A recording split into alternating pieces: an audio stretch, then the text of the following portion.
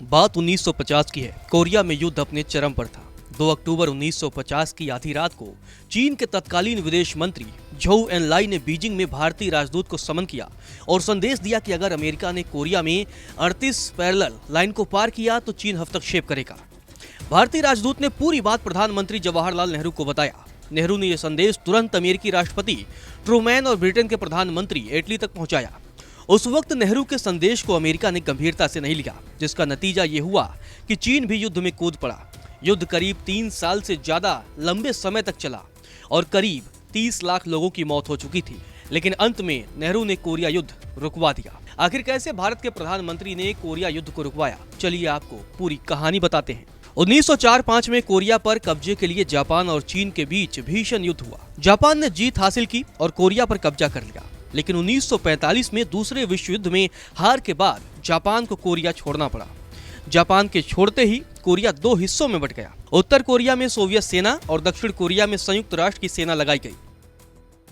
उत्तर Korea में कम्युनिस्टों की अगुवाई में कोरियाई लोक जनवादी गणराज्य की सरकार बनी, तो दक्षिण कोरिया में लोकतांत्रिक तरीके से नेता सिंगमन री की अगुवाई में सरकार बनी। उत्तर कोरिया का झुकाव कम्युनिस्ट विचारधारा की तरफ था, जबकि साउथ कोरिया पूंजीवादी देशों की तरफ झुकाव वाला था।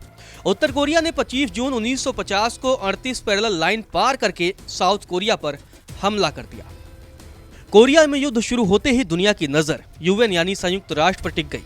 अमेरिका ने दबाव डालकर यूएन में वोटिंग कराई और साउथ कोरिया की सुरक्षा का जिम्मा ले लिया। खतरनाक नापाम बम के साथ अमेरिकी फाइटर उड़ान भरने लगे। अमेरिका ने उत्तर कोरिया के गांवों को तबाह कर दिया। बाद में चीन ने उत्तर कोरिया का साथ देना शुरू कर दिया।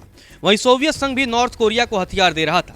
लेकिन जनवरी 1951 तक अमेरिकी सेना उत्तर कोरिया की सेना को पीछे ढकेल दिया और यालू नदी के किनारे तक पहुंच गई। यालू नदी चीन और नॉर्थ कोरिया के बॉर्डर पर है। ऐसे में चीन को यह डर सताने लगा कि कहीं जनरल डगलस मैकआर्थर अपनी सेना के साथ चीन की सीमा में न घुस जाए। चीन के इसी डर ने उसे जंग में खुलकर उतरने के लिए मजबूर कर दिया। माओ का इशारा मिलते ही यालू नदी के किनारे मोर्चा संभाले चीन के 2 लाख से ज्यादा सैनिकों ने अचानक अमेरिकी सैनिकों पर धावा बोल दिया। उनका हमला इतना एग्रेसिव था कि अमेरिकी सेना को पीछे लौटने के लिए मजबूर होना पड़ा। कोरिया में छिड़े युद्ध से भारत परेशान हो गया कि कहीं यह तीसरे विश्व युद्ध में न बदल जाए। भारत किसी के साथ नहीं खड़ा था, जिसकी वजह से भारत ने अपने सैनिक नहीं भेजे, बल्कि 60वीं पैराशूट फील्ड एम्बुलेंस यूनिट तैनात की। इसने करीब 2 लाख घायल सैनिकों की मदद की, करीब 2300 सर्जरी की।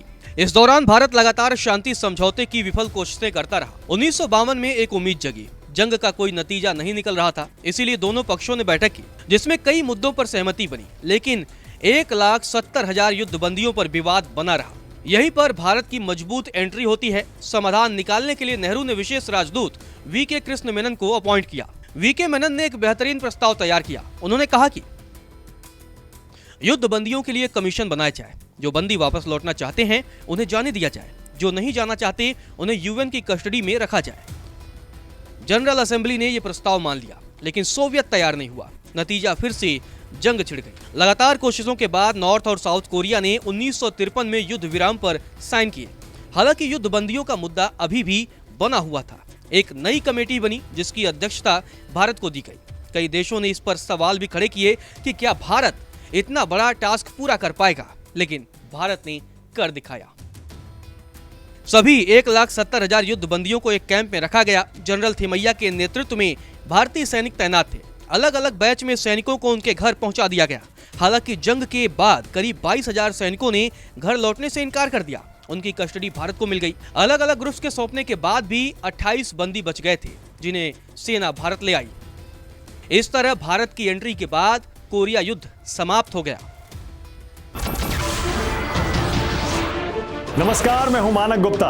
अगर आपको हमारा ये वीडियो पसंद आया हो तो इसे लाइक और शेयर जरूर करें।